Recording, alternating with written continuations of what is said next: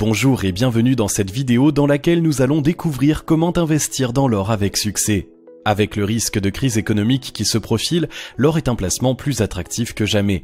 Mais pour protéger efficacement son patrimoine, il est important de connaître certaines règles avant de se lancer. Vous voulez investir dans l'or mais vous ne savez pas par où commencer? Voici les conseils indispensables pour acheter de l'or en toute tranquillité. Mais juste avant, assurez-vous de vous abonner à la chaîne et n'oubliez pas de télécharger votre livre offert sur la liberté financière en cliquant sur le lien dans la description située sous la vidéo. L'or, valeur refuge en temps de crise. En temps de crise plus que jamais, l'or attire toutes les convoitises. Depuis des siècles, le précieux métal jaune fait office de valeur refuge pour tous ceux qui souhaitent protéger leur patrimoine.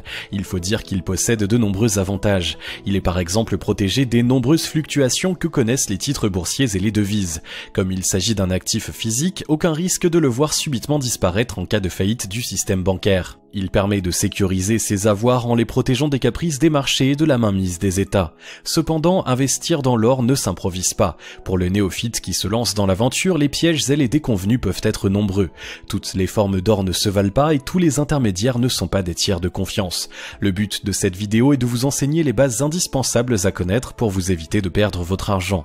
Il n'a pas vocation à se substituer à l'expertise d'un gestionnaire de patrimoine, mais à vous permettre de vous lancer sur de bonnes bases. Si chaque situation nécessite des conseils personnalisés donnés par un professionnel, les principes énoncés ici restent toujours valables et vous permettront d'y voir plus clair. Sous quelle forme acheter de l'or? La première chose à savoir quand on veut investir dans l'or, c'est que toutes les formes d'or ne se valent pas. Si vous voulez vous constituer un patrimoine solide, il vous faut acquérir de l'or d'investissement. D'autres déclinaisons du précieux métal existent, mais elles ne sont pas prévues pour être des actifs. L'or d'investissement.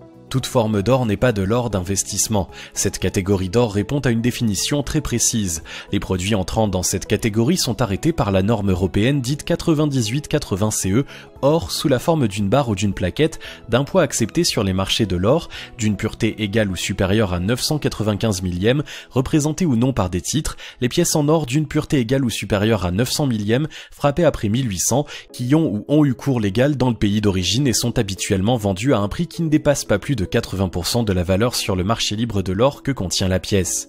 En clair, cela signifie que ne sont concernés que les lingots ou les lingotins, les pièces anciennes et les titres. Examinons à présent les avantages et les inconvénients de chacun. Les lingots. L'image du lingot d'or est celle qui s'impose le plus souvent dans l'imaginaire populaire quand on parle de richesse et de métaux précieux. Symbole de réussite financière par excellence, il existe soit sous la forme de barres de 1 kg, soit sous celle de lingotin dont le poids peut aller de 10 grammes à 500 grammes. Il s'agit d'une valeur sûre facile à entreposer, cependant le lingot possède quelques inconvénients. Le premier concerne son prix, bien que les lingotins soient plus abordables. Le second réside dans l'existence de faux, surtout pour ces derniers justement. Il est donc important de bien choisir son revendeur. Enfin, il n'est pas possible de découper un lingot pour en vendre une partie et conserver le reste. Bien sûr, vous ne pouvez pas non plus revendre une barre à un prix supérieur à celui du poids d'or qu'elle contient. Les pièces anciennes. Pour être considérée comme de l'or d'investissement, une pièce doit impérativement avoir été frappée après 1800, avoir eu cours légal dans son pays d'origine et ne pas être vendue à plus de 80% de sa valeur en or.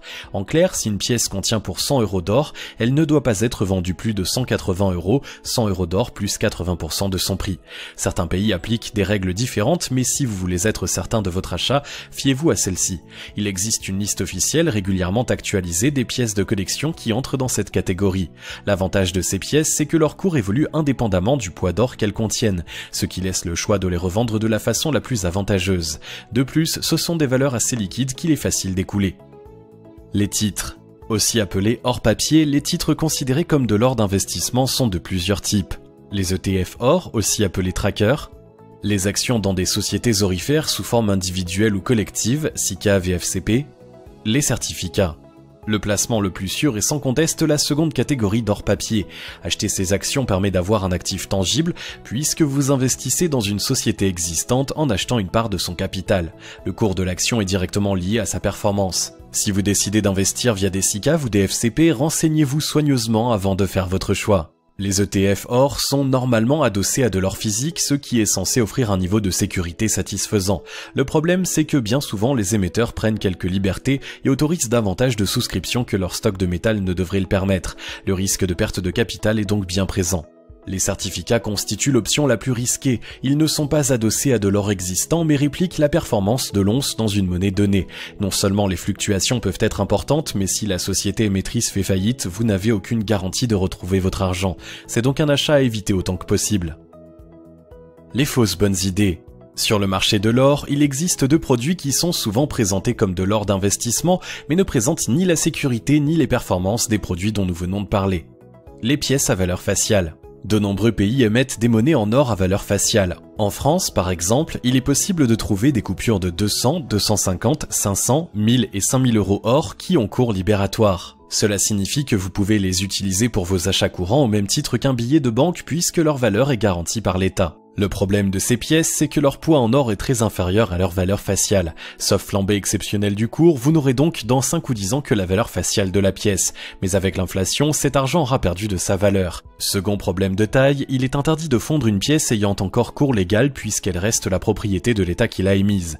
Cela signifie que même dans l'hypothèse où le poids en or de la pièce dépasserait sa valeur faciale, vous ne pourrez pas la vendre à un acheteur de métal au poids. Les bijoux. De nombreux vendeurs intéressés présentent les bijoux en or comme un bon investissement. Pourtant, à moins de disposer de bijoux anciens obtenus par héritage, il n'en est rien. Lorsque vous achetez un bracelet ou une gourmette, vous ne payez pas seulement son poids en métal précieux. On vous facture aussi toute la main-d'œuvre qui a permis de le réaliser. À la revente, vous avez donc peu de chances d'être gagnant. Quels intermédiaires choisir pour investir dans l'or ?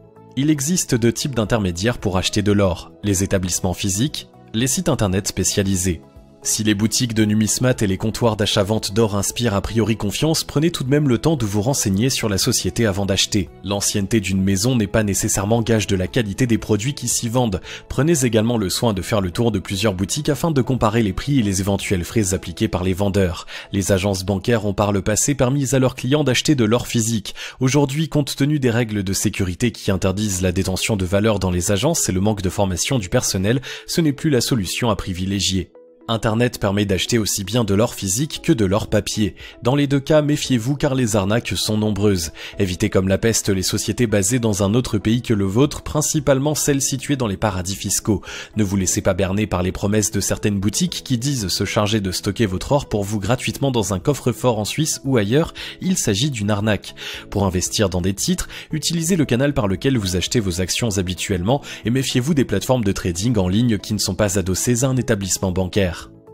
La meilleure stratégie pour investir dans l'or. Quand on souhaite investir dans l'or, la question de la stratégie à adopter se pose. Faut-il y mettre toutes ses économies, acheter massivement ou de manière fractionnée ? Une chose est certaine, l'or étant un investissement peu liquide qui ne produit pas d'intérêt, il n'est pas conseillé d'y mettre la totalité de vos avoirs. Mieux vaut se limiter à un pourcentage compris entre 5 et 20% selon le montant de votre épargne. Un gestionnaire de patrimoine pourra vous apporter des conseils adaptés à votre situation personnelle. Pour lisser l'effet des variations de cours, mieux vaut ne pas acheter votre stock d'or en une fois. Préférez l'achat d'une petite quantité chaque mois afin de vous constituer petit à petit un patrimoine. Ainsi, les frais de vos achats lorsque le cours monte seront compensés par ceux réalisés à la baisse. Comment stocker son or ? Le stockage du métal précieux est également une question très importante pour qui souhaite investir dans l'or. Certains pourraient être tentés de conserver leur trésor chez eux, mais cette option pose rapidement des problèmes de sécurité. À moins d'investir dans un coffre-fort coûteux, vos lingots et vos pièces d'or sont à la merci d'un cambriolage ou d'un incendie. Même si vous réalisez un pareil achat, vous vous exposerez toujours d'être victime de homejacking. L'or attise les convoitises et les affaires de personnes en possédant qui se sont retrouvées séquestrées et violentées à leur propre domicile sont nombreuses. Mieux vaut donc placer votre magot ailleurs que dans votre domicile. Pour assurer la garde de l'or, il est possible de louer un coffre-fort en banque ou dans une entreprise spécialisée dans la garde de métaux précieux. Mieux vaut éviter de confier vos avoirs à une banque si vous craignez qu'elle ne soit fragilisée par une crise. De même, stocker votre patrimoine à l'étranger peut être une bonne solution si vous vivez dans un pays lourdement endetté et que vous craignez qu'il ne soit victime d'une confiscation. Cependant, ne le faites pas non plus garder à l'autre bout du monde car vous auriez les plus grandes peines à le récupérer en cas de besoin. Renseignez-vous sur la fiscalité des pays environnants et facilement accessible pour vous. L'or est une valeur refuge dans laquelle il est bon d'investir pour se prémunir en cas de crise. Grâce aux conseils de cette vidéo, vous avez maintenant les bases nécessaires pour penser à diversifier votre patrimoine grâce au roi des métaux. Préférez toujours les produits les plus sûrs, choisissez vos intermédiaires avec soin, comparez les prix et optez pour une solution de stockage sécurisée et accessible. Compte tenu de la conjoncture économique actuelle, il est plus que jamais temps de se tourner vers ce type d'actifs tangibles pour mettre votre argent à l'abri des dangers du système financier. N'oubliez pas que la pierre et l'or ont traversé les siècles sans jamais perdre de leur attrait et que les plus grandes fortunes en possèdent. Si vous avez aimé cette vidéo, merci de liker, partager, commenter et surtout vous abonner à la chaîne. Vous êtes également libre de recevoir le nouveau livre 5 étapes pour atteindre la liberté financière en cliquant sur le lien situé dans la description en dessous de la vidéo et on se retrouve très vite pour une prochaine vidéo.